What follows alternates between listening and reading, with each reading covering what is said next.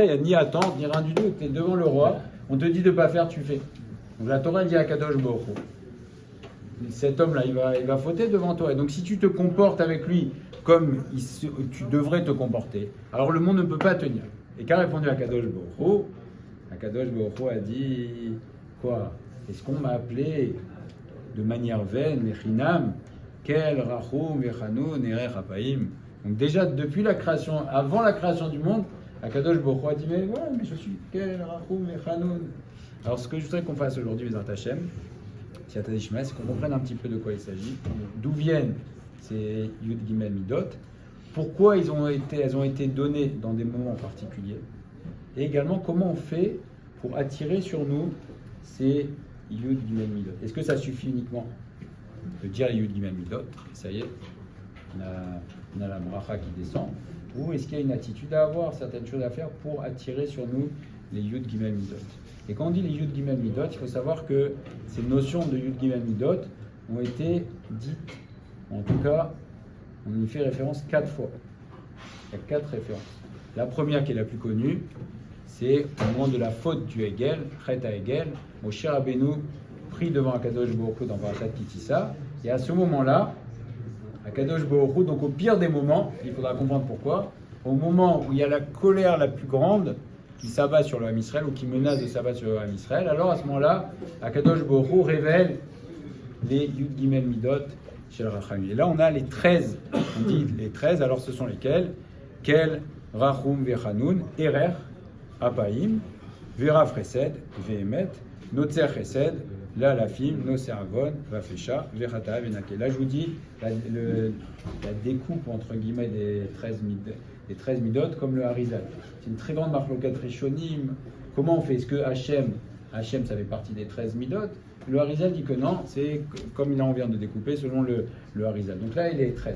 Et Moshe Rabbeinu, de nouveau, dans Parashat Shlach Lecha, il redit alors pas les Yud Gimel, mais il en dit que 9 à ce moment-là. Il en dit 9. Il faudra voir pourquoi il en dit que 9. Quels sont les 9 qu'il dit? Il dit Erer Hapaim, Vera Fresed, Noser Avon, Vafesha, Venake, Poked Avon Avot Albanim, Al Shileshim, Ve'al Riveim. Donc ça fait 9. Encore une fois, il y a le prophète Micha. Le prophète Micha qui dit les 13 attributs de miséricorde, mais sous une forme différente, et c'est quand on le dit à Tashlir. Qu'est-ce qu'on dit à Tashlir? C'est le pasouk, Miel Kamocha, Noser Avon Vafesha. C'est ce qu'on dit au Tashlir. Donc le pasouk est comme ça. Miel Kamocha, Noser Avon, Veover al Pesha, Lishirin Naralato, Lo Echezik la Adapo, Kichafez Resedou, Yashuv Reachamenu, Irbosh Avnotenu, Vetashlir Bimsulotiam Kol Chatotam, Titen Lemenakov, Chesed Avraham, Machin Nishbatal Avnotenu, Mime Kedem, ça fait 13. Donc de nouveau, encore les 13 midot. Et enfin, David Ameler, dans les Teilim, il en dit 6. Il dit El, Rachum, Vechanoun, Erer Hapaim, Verav Chesed, Vehemet. Donc on a 4 fois, une fois 13, encore 13, une fois 9, et une fois uniquement 6. Alors pour essayer de comprendre de quoi on parle, une petite introduction, Bezrat Hashem, dans l'Olam HaAtzilut.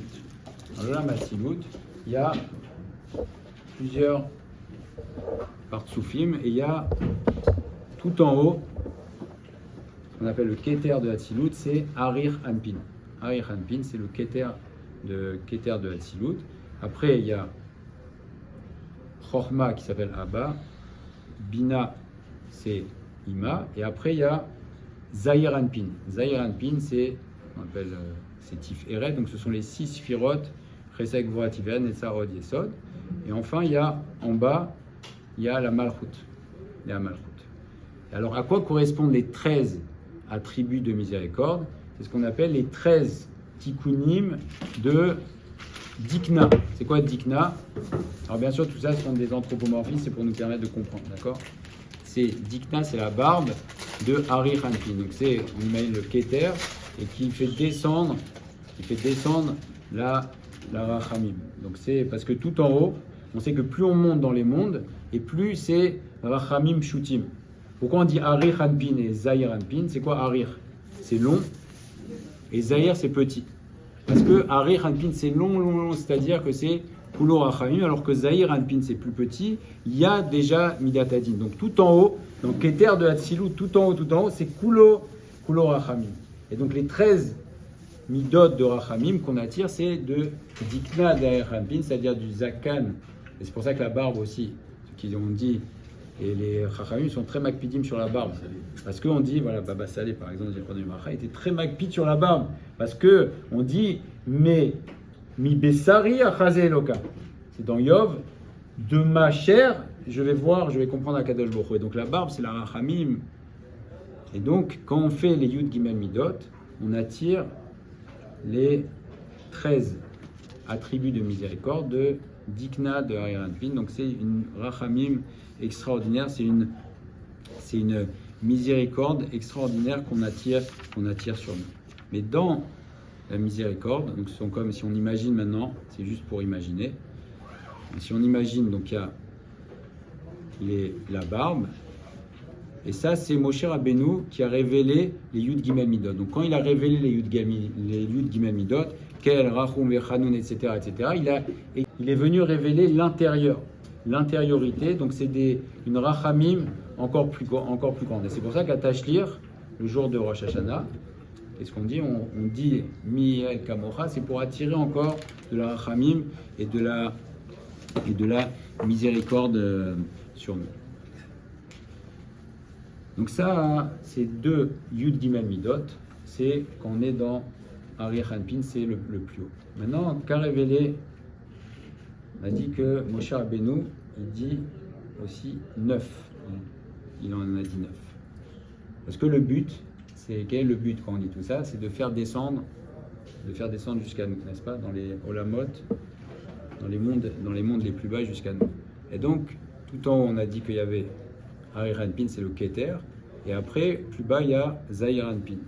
Et Zahir Anpin a 9 sphirotes, et donc Moshe Rabbeinu a révélé encore plus bas, donc quand il dit les 9, il fait descendre donc, dans Zahir Anpin, et David Améler, on sait que David Améler représente David Améler représente la Malchut.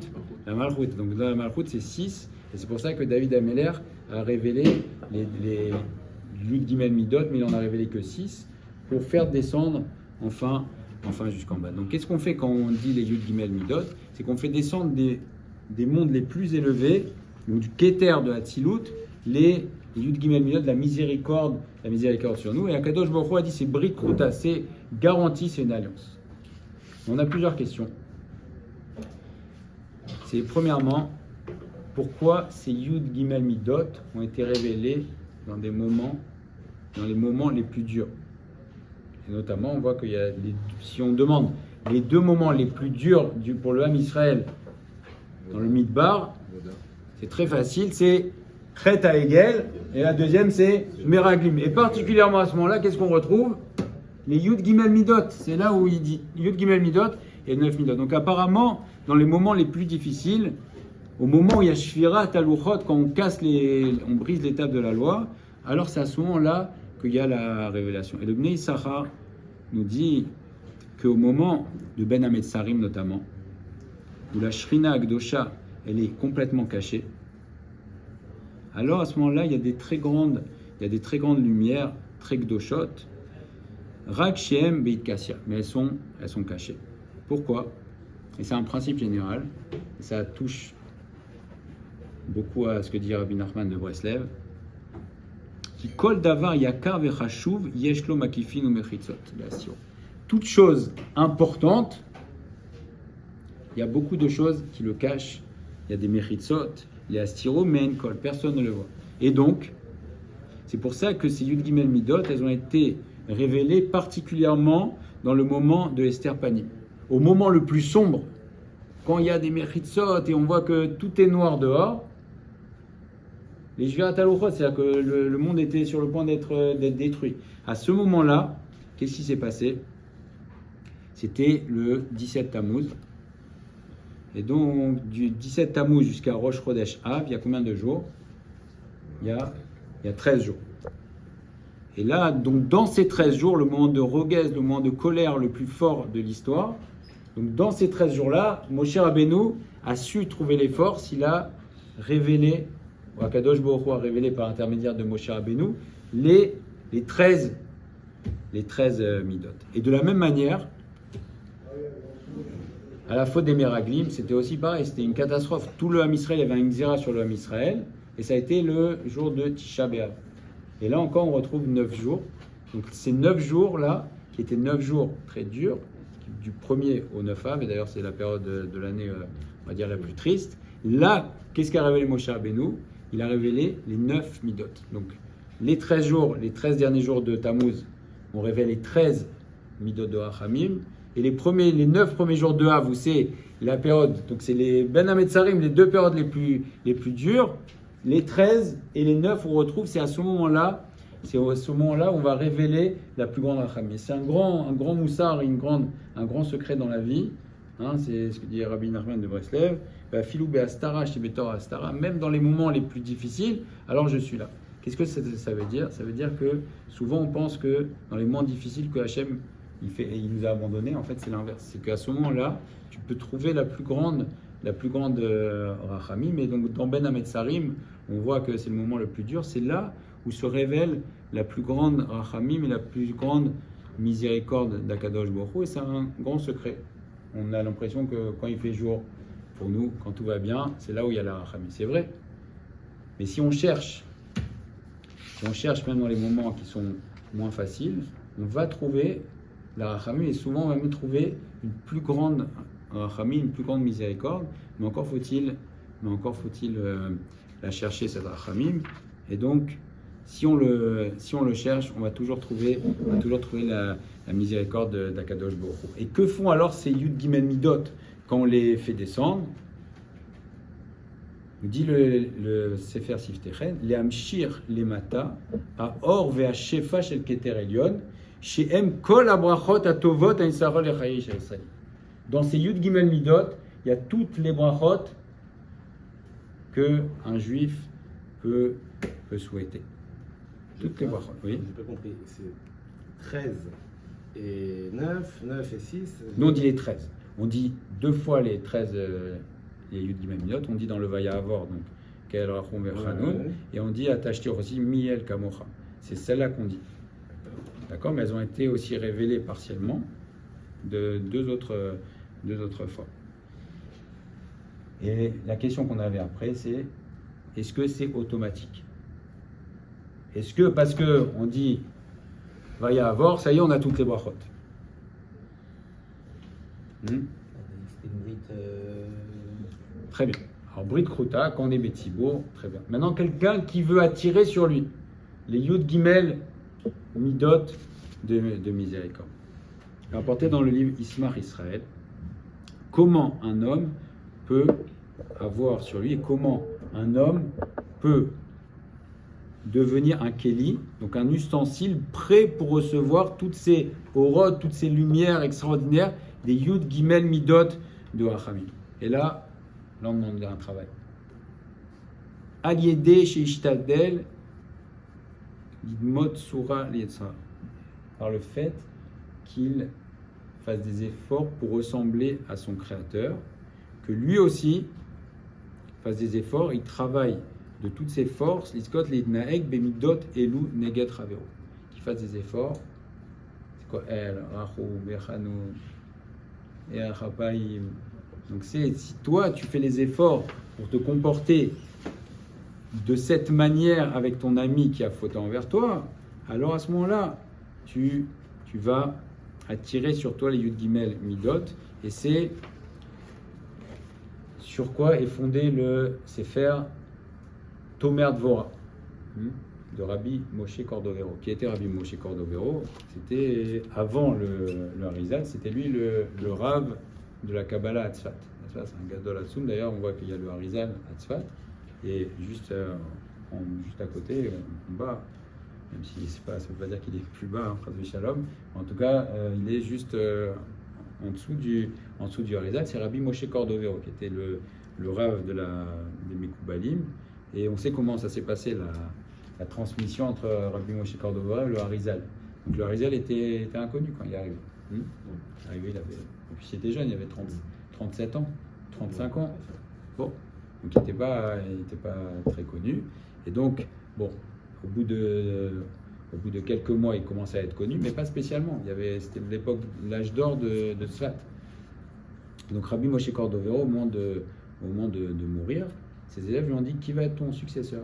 Il a dit je vous révèle pas. Au moment de mon enterrement, vous comprendrez qui est mon successeur. Et donc au moment de l'enterrement, ils ont fait une grande procession bien sûr pour Rabbi Moshe Cordovero et ils ont voulu l'enterrer à un endroit. Et là, Rabbi le Harizal, qui ne s'était pas encore révélé comme le Harizal, a dit mais non, c'est là-bas, vous voyez pas là-bas la colonne de nuée, c'est là-bas qu'il faut l'enterrer. Donc tout le monde a compris à ce moment-là que c'était le Harizal le successeur. En tout cas, le Kolpanim, Rabbi Moshe Cordovero a écrit un sefer qui s'appelle Tomer Dvora, qui parle de ça et qui est fondé sur cette idée, sur les Yud Gimel Midot. Et on va lire un petit peu ensemble, Bezrat Hashem, l'introduction.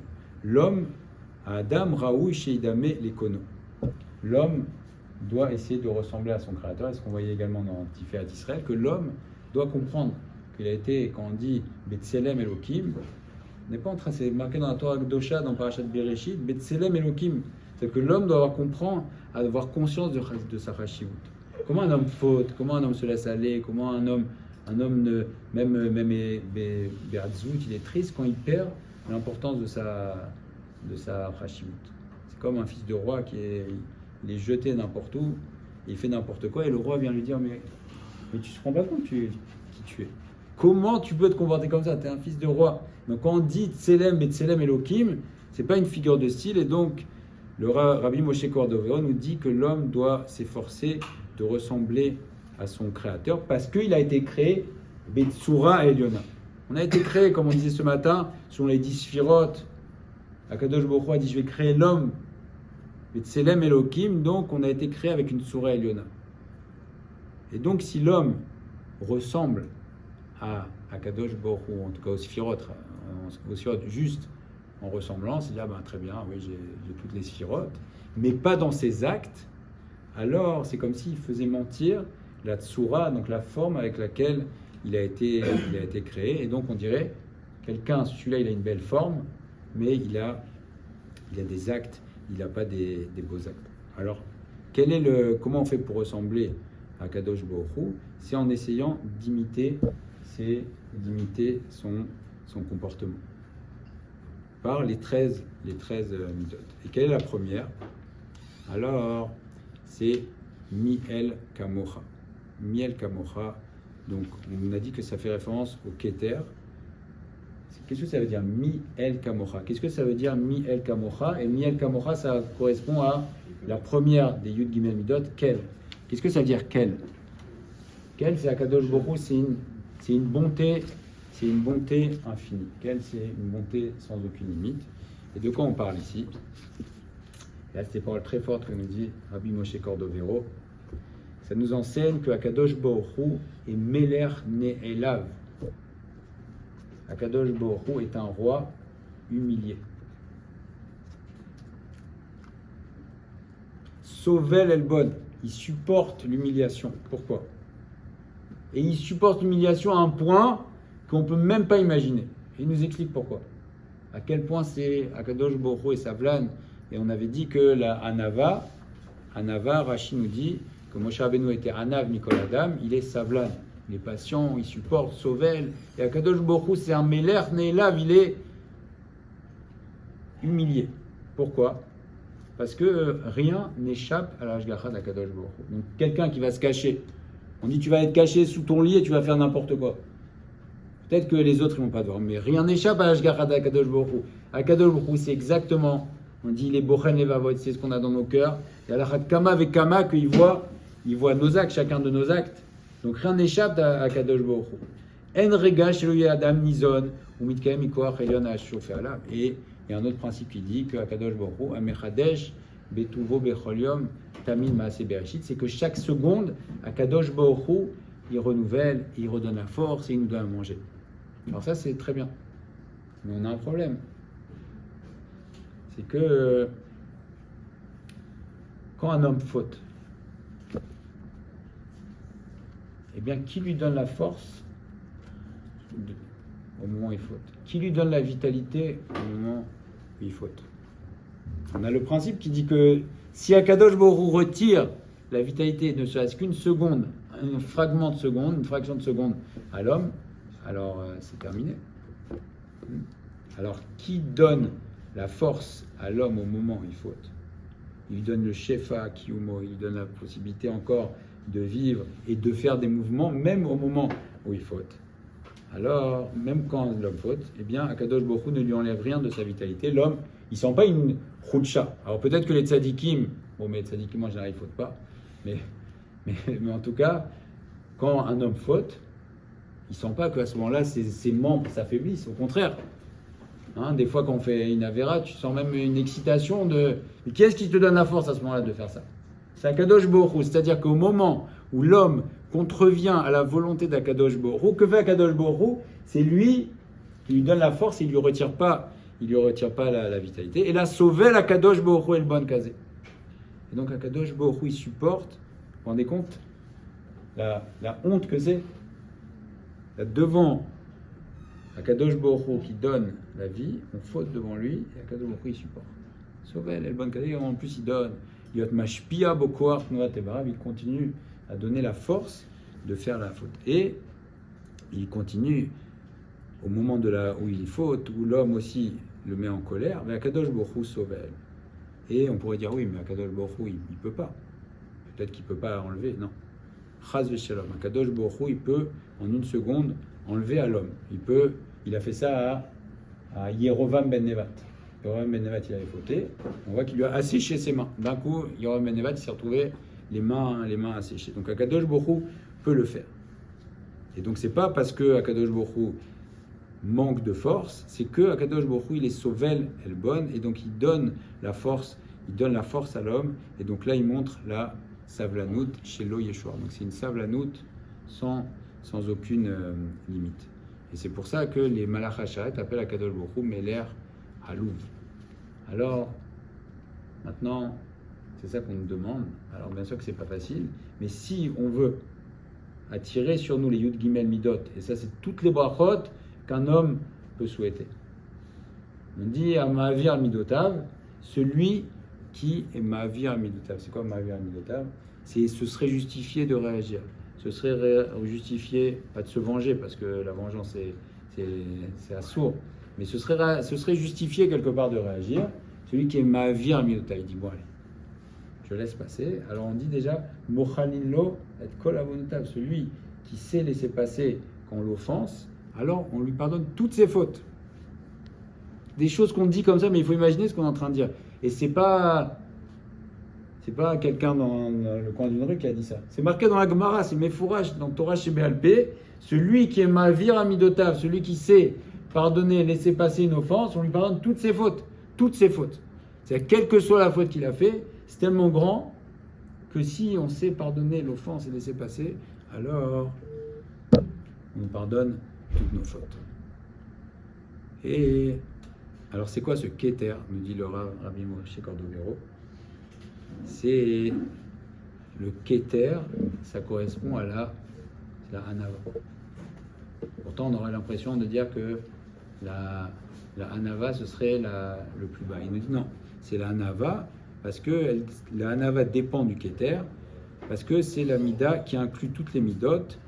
Et alors, parce que le Keter, la sphère du Keter, elle regarde toujours vers le bas et toujours mashpia, c'est-à-dire qu'elle regarde vers le bas et elle a honte quelque part de regarder vers le haut, vers Akadosh Baruch Hu.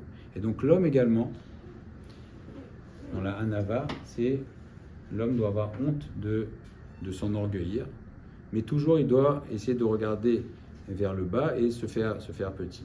Et cette mida-là, c'est comment on reconnaît en général quelqu'un qui est orgueilleux.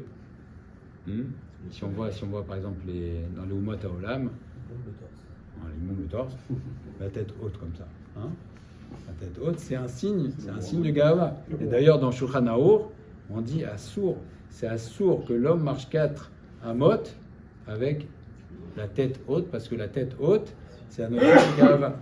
Donc le Keter, c'est au niveau de la tête, et donc, comment on reconnaît quelqu'un qui a un Nav? C'est quelqu'un qui marche plutôt la tête qui va. Comment? Ce serait quoi l'équivalent tu dis que Akadosh Baruch Hu, il aide, enfin pas il aide, mais en tout cas il donne de la force à celui qui faute. Ce serait quoi l'équivalent pour l'homme dans son travail sur l'univers? Très bien, c'est ce qu'il va dire tout de suite. Voilà. Alors on a dit qu'Akadosh Baruch Hu, effectivement, donnait la force à l'homme au moment où il lui fait la plus grande humiliation qu'on puisse imaginer, c'est fauter devant lui. Il nous dit le Rav, Kar Tzarecha Adam. Comme ça doit être l'homme. Chez Shum Siba Sheba Olam, Lotimnahu Mileti.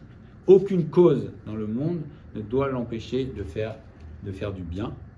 Et aucune faute ou aucun acte des humains qui va à son encontre, Lo Ikanes Lefanav Kedesh Yegveu Meletiv Lotam Atzrichim Tovato, ne doit l'empêcher de continuer à faire du bien à ceux qui ont besoin de lui. C'est-à-dire que si par exemple quelqu'un est dépendant de nous, ou ça peut être toute personne, ça peut être même nos enfants, ça peut être des personnes qui sont dépendantes de nous,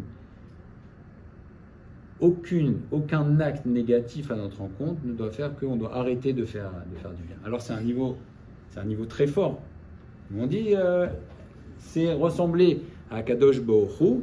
Aucun acte ne doit nous empêcher de faire du bien à ceux qui en ont besoin. Becholet ou Bechol Rega. Et de la même manière que Kadosh Baruch Hu il nourrit des carnets rémim, des cornes, des buffles, jusqu'au Betsekinim. Betsekinim, c'est les œufs des poux. Ve'eno mevazeh shum bria. Akadosh Baruch Hu ne méprise aucune créature, parce que si il méprisait les petites créatures, alors les petites créatures n'existeraient même pas une seconde. Mais Akadosh Baruch Hu donne la rachamim sur tous. De la même manière, l'homme, il doit être métiv la colle à tout le monde. Ceux qui sont supérieurs à nous, ceux qui sont dépendants de nous, ceux qui nous font du bien et ceux qui nous font, même ceux qui nous font du mal, et surtout, et c'est ça qu'on nous demande. Parce qu'on a dit ressembler à Kadosh Baruch Hu, c'est à Kadosh Baruch Hu, comment on reconnaît quelque part la grandeur d'Akadosh Baruch Hu. C'est rapporté dans la Gemara que à chaque fois que tu trouves la grandeur d'Akadosh Baruch Hu, tu trouves en face sa anava. Et sa anava, c'est le fait qu'il supporte l'offense qui lui est faite. Velo itbazeh shum nivra lefanav, même une petite bria, et c'est comme l'histoire qu'on racontait hier, que les tzadikim, ils méprisent rien. On a vu hier l'histoire un rav, plutôt que d'écraser le cafard ou de lui mettre de la bombe dessus, il a pris le cafard et il l'a fait sortir. Parce que c'est la notion, et là on voit cette notion de Hanava, c'est de dire que je ne méprise rien, même la plus petite créature, t'es mais autre Hashuva Benav. Tout doit être très important à nos yeux. Il y a une histoire qui est rapportée d'un grand admour, il se promenait avec son fils, et il marchait donc, dans la forêt, il discutait avec le fils, et là, le fils en marchant comme ça, il arrache une feuille, il commence à la découper. Son père il dit, mais qu'est-ce que tu as fait là? Et comment tu te permets d'arracher une feuille et de la découper et de la jeter? Mais comment tu peux te permettre de faire ça? Même une feuille, une créature d'Akadosh Baruch Hu. Elle a pris, pour arriver à la feuille, il a fallu planter et que ça pousse. Et toi, tu prends et tu déchires la feuille. Donc même une bria kala, même la plus petite bria, elle doit être meot rashuva benav et donner son da'at dessus. Et comment Moshe Rabbeinu a été choisi? Il a été choisi comme ça. Une histoire très connue. Comment Moshe Rabbeinu a été choisi? Pas parce qu'il est chacham, parce qu'il est grand, parce qu'il est beau, il a été choisi parce qu'il savait faire attention à la plus petite créature. Il a pris le petit agneau et il a mis sur ses épaules. Il a dit, lui, voilà, c'est toi que je choisis parce que même les plus petites créatures, tu t'en occupes et c'est important à tes yeux. Alors c'est toi qui vas t'occuper de mon troupeau. Et c'est toi qui vas être le goël parce que tu sais donner l'importance à la moindre petite chose. Et ça, c'est la notion de Hanava, c'est ça le Keter, c'est le niveau le plus élevé. Et si on veut, donc c'est vrai qu'il y a Brit Kruta. Quand un Tzibour vient demander faire le Vaya Avor, c'est vrai qu'il y a un Brit qu'on fait descendre, ça ouvre en haut les plus hauts niveaux, le Keter et le. Mais si une personne veut attirer sur lui, Béhémet, les Yud Gimel Midot de Rachamim, mais donc c'est la miséricorde infinie d'Akadosh Baruch Hu. Alors il faut Ishtadel, on peut pas devenir comme Hachem. On est des hommes, on a des sentiments, c'est vrai. Mais au moins, Mishtadel, essayez au moins. Essayez au moins. Par exemple, on peut dire, bah, tiens, on a vu ça aujourd'hui. Si aujourd'hui quelqu'un me pique, hein, on a, quand on pique d'ailleurs, c'est pas pour rien que Akadosh Baruch Hu, il a fait que quand on pique, on a des nerfs, on réagit. Hein. Donc l'homme, il est comme ça, on est comme ça, on a été créé comme ça. Mais d'un autre côté, on doit être Mishtadel, on doit faire des efforts. On peut se dire, tiens, aujourd'hui, si on me fait un pic, je ne vais pas réagir. Et là, à ce moment-là, quand tu fais ça, tu ressembles à Kadosh Baruch Hu. Parce que Kadosh Baruch Hu, en permanence, il fait ça, et on fait ci, et on fait ça. Et les pensées, les Shmirat Enaim, et ce qu'on dit, on fait pas, Kadosh Baruch Hu, il est Savlanim, il attend. Alors si nous aussi, on sait être Savlanim, Savlanout, c'est le grand mot en Israël, Savlanout, et c'est vrai. C'est vrai que tout dépend de la Savlanout. Si on sait faire preuve de Savlanout, alors on attire sur nous, Bezrat Hashem, le hors du Keter Elyon, et c'est la plus grande miséricorde. Et un homme qui sait faire ça, notamment il y aura bracha vatzlacha dans tout ce qu'il entreprend. Au-delà de ça aussi, mochalin lo al kol avonotav. Et on sait que même si on ne fait pas les choses, si idéalement on peut faire les choses des Sham Shamaim, ça vaut le coup de se motiver et dire quoi? Si moi je pardonne à celui qui m'a fait, qui m'a offensé, alors mochalin lo al kol avonotav, ça vaut le coup. Non, faites chouva. On pardonne tout. C'est-à-dire qu'on revient avant Rosh Hashanah. Si on nous fait un pic et qu'on pardonne, on dit moi, je m'avire à Midotai, je laisse passer. Alors on peut arriver à Rosh Hashanah. Shum Pitrog, pourquoi? Parce qu'on a déjà fait le travail avant, Bezrat Hashem, alors qu'on attire sur nous, sur le Tibour et puis sur chacun d'entre nous. Et Yud Gimel Midot, sur le Khamid, c'est le plus haut niveau. C'est Keter Elyon, c'est la Tzilut, c'est la miséricorde absolue, Bezrat Hashem, et que n'est que des brachot, Bezrat Hashem.